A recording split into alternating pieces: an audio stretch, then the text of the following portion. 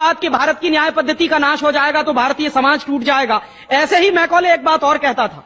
Macaulay की लिखी हुई एक चिट्ठी है मेरे पास, उसकी फोटोकॉपी। लंदन में एक लाइब्रेरी है, उसका नाम है इंडिया ऑफिस लाइब्रेरी, वहां से मैंने निकलवाई है। इंडिया ऑफिस लाइब्रेरी में से ऐसे कुछ 50,000 से ज्यादा डॉक्यूमेंट्स मैं निकाल के लाया और वहां के कई लोगों की मदद से हमने वो निकलवाए हैं। तो उनमें एक चिट्ठी है मैकॉले की, वो उसके अपने पिताजी को उसने लिखी है। जब वो यहां ऑफिसर बन के आया है तो मैकॉले क्या लिख रहा है कि भारतीय समाज को अगर बर्बाद करना है तो भारतीय न्याय पद्धति बर्बाद करो। तो वो करने के लिए उसने आईपीसी बना दिया, सीआरपीसी बना दिया, सीपीसी बना दिया और बर्बाद हुई। दूसरी बात वो कहता था कि भारतीय समाज को बर्बाद करना है तो भारतीय शिक्षण पद्धति का नाश करो। तो मैकॉले कहा करता था कि जो भारतीय शिक्षण पद्धति है, वो खुद मानता था इस बात को, यह दुनिया की सबसे ज्यादा विकसित और सबसे अच्छी पद्धति। क्या होता था, यहां गुरुकुल चलते थे, गुरुकुलों में विद्यार्थी पढ़ते थे और विद्यार्थी 20 साल तक 25 साल तक ब्रह्मचर्य का पालन करते हुए शिक्षा ग्रहण करते थे, संस्कार मिलते थे और वो संस्कार लेकर समाज में जाते थे। उन्हीं संस्कारों से संस्कृति बनती थी और वही संस्कृति भारतीय संस्कृति कहलाती थी।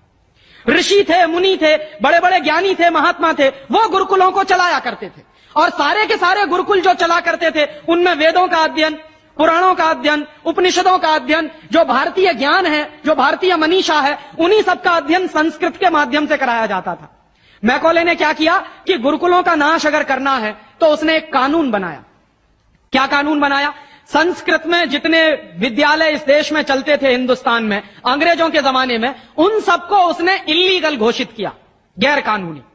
और उसने प्रतिबंध लगा दिया कि संस्कृत भाषा के माध्यम से कोई भी गुरुकुल चलेगा उसको अंग्रेजी सरकार मान्यता नहीं देगी। तो मान्यता किसको देगी? अंग्रेजी के माध्यम से जो कॉन्वेंट स्कूल चलेंगे उनको अंग्रेजी सरकार मान्यता देगी। और उसके लिए बाकायदा उसने कानून बनाया। उस कानून का नाम है इंडियन एजुकेशन एक्ट। और यह इंडियन एजुकेशन एक्ट लागू हुआ 1858 में, आज से लगभग 140 साल पहले। तो 140 साल पहले जो कानून लागू हुआ था अंग्रेजों के जमाने में, वही कानून आज भी चल रहा है।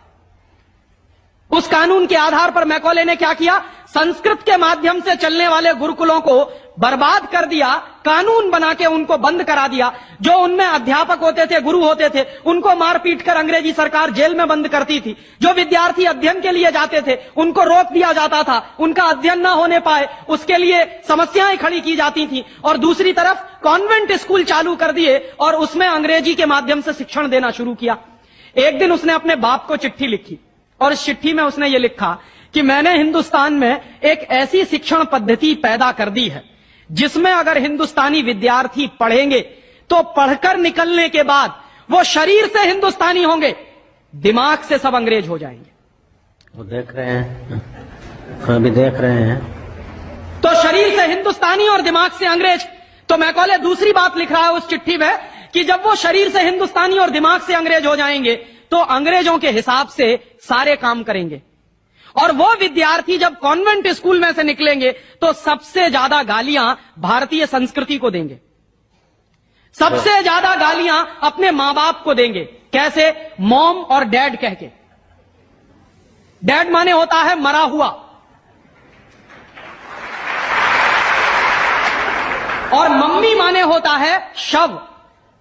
इजिप्ट में आप जाइए, मिस्र एक देश है, वहां पे ममीज कहा जाता है किसको? मरे हुए आदमी के शव को। तो हमारी मां हो गई मम्मी, मम्मी, और पिताजी हो गए डैड।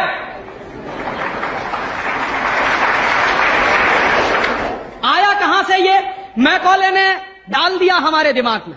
और मैं ये कहता हूं कि मैकॉले तो मर गया, उसका बाप भी मर गया, सब मर गए, भगवान उनकी आत्मा को शांति दे, लेकिन उसकी जो आत्मा है वो हम सब में प्रवेश कर गई है।